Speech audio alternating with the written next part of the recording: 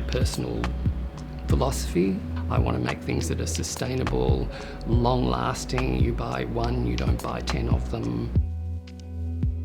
My name's Stephen. I'm the owner-director of MTK Australia. We're a bespoke knitting mill producing premium knits for cut and sew.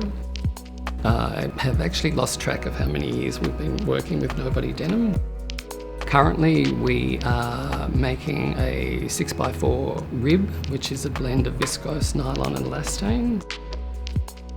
Some of the big organisations around the world, they want to produce tens of thousands of metres really quickly. We don't do that. We are a bespoke knitting mill. We produce premium knits for cut and sew garments, and everything is made in Australia, in Melbourne. A lot of us are working, trying to be more sustainable. It certainly makes more sense if a fabric is made in Australia that the garment is then made in Australia. From a cost perspective, that's way more expensive to produce, but they make really beautiful fabrics.